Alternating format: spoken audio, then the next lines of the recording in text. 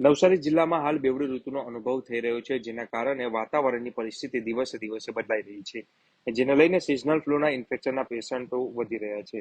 ત્યારે હાલ બદલાતા વાતાવરણની સાથે સાથે શરીરમાં પણ જે અસર જોવા મળી રહી છે, જેને લઈને વાત કરીએ તો સિઝનલ ફ્લૂમાં તાવ આવવો, શરદી, ખાંસી થવી, માથાનો દુખાવો થવો, આંખમાંથી પાણી પડવું, ગળામાં ખારાશ આવવું, આ તમામ પરિસ્થિતિ ઊભી થઈ રહી છે. સાથે સાથે ઉલટી પણ થવાના જે ચાન્સીસ હોય છે, જેને લઈને મોટી સંખ્યામાં લોકો હાલ દવાખાનાની જે લાઈનોમાં કતાર લગાવીને ઉભા છે. ત્યાં નવસારી જિલ્લાના રોગચાળા નિયંત્રણ અધિકારી એવા ડોક્ટર ભાવેશ પટેલ દ્વારા મળતી માહિતી મુજબ તેમણે સાવચેતીના ભાગરૂપે સૂચના આપી હતી અને લોકોને જે કેટલીક જે કયા બાબતનું ધ્યાન રાખવું અને ઘરની બહાર નીકળો તો કઈ વસ્તુ સાથે લઈને નીકળવી તેની વિગતવાર માહિતી આપી હતી. તેમણે જણાવ્યું હતું કે ભીડભાડ વાળી જગ્યા ઉપર જવાનું ટાળવું જોઈએ અને કોઈના સાથે હાથ મિલાવવાનું ટાળવું જોઈએ. જેમ બને તેમ દૂરથી નમસ્કારની મુદ્રામાં જે નમસ્તે કરવું જોઈએ. સાથે ઉધરસ, છીંક વેળાય મોઢું અને નાક ઢાંકવું જોઈએ. કોઈના અને ભીડભાડ વાળી જગ્યા ઉપર જવાનું ટાળવું જોઈએ. ત્યારે વધુ વિગતવાર માહિતી ડોક્ટર ભાવેશ પટેલે આપી હતી અને શું ધ્યાન રાખવું જોઈએ જેથી કરીને આજે સિઝનલ ફ્લૂ માંથી જે બચી શકાય. તો ચાલો જાણીએ ડોક્ટર ભાવેશ પટેલે જે માહિતી આપી તેના વિશે જાણીએ. હું ડૉક્ટર ભાવેશ એસ પટેલ, જિલ્લા રોગચાળા નિયંત્રણ અધિકારી તરીકે નવસારીમાં કાર્યરત છું.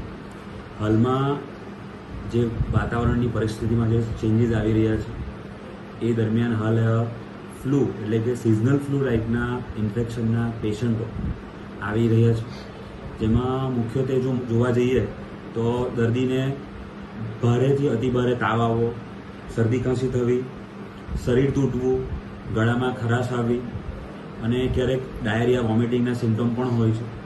અને અમુક જે દર્દીઓ છે જેની વધુ ઉંમર હોય છે, 62 વર્ષથી વધુ વયના હોય છે, નાના બાળકો છે, સગર્ભા બહેનો છે, અથવા તો જેની ઇમ્યુનિટી કન્ડિશન ઓછી હોય એવા HIV છે, કેન્સર છે, એવા પેશન્ટ છે.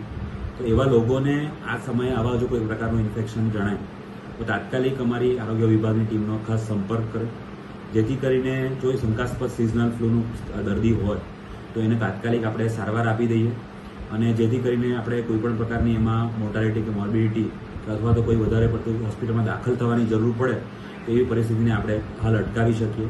એના માટે જરૂરી દવા જે ઓસેલ્ટામિવિર છે જે આપણે દરેક સરકારી દવાખાનામાં ફ્રીમાં ઉપલબ્ધ છે અને આ રોગોથી બીજા રોગોને ન થાય એના માટે મુખ્યત્વે જરૂર ના હોય તો ભીડભાડવાળી જગ્યાએ આપણે ન જવું. લોકો સાથે આપણે ધારો કે જો હસ્તધૂનન કરીએ એટલે કે હાથ મિલાવીએ કે પછી મળીએ તો એમાં ખાસ કરીને જરૂર ના હોય તો ન કરવું અને કરીએ તો ત્યાર પછી ખાસ કરીને આપણે હાથ ધોઈ નાખવા.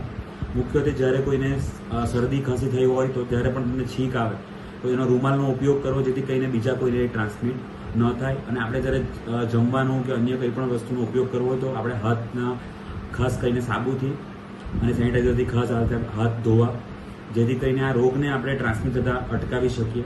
એટલે અમારી લોકોને એ જ અપીલ છે કે જો તમને આ રીતના હાઈગ્રેડ ફીવર, સોર થ્રોટ, બરાબર, ગળામાં ઇન્ફેક્શન એવું લાગે તો તાત્કાલિક અમારા સરકારી દવાખાનામાં જાય અને તાત્કાલિક દવાઓ લે, જેથી કરીને આપણે આ રોગને ખાસ કરીને અટકાવી શકીએ અને જરૂર હોય તો એની યોગ્ય તપાસ આપણે નિદાન કરાવી અને સારવાર લઈએ.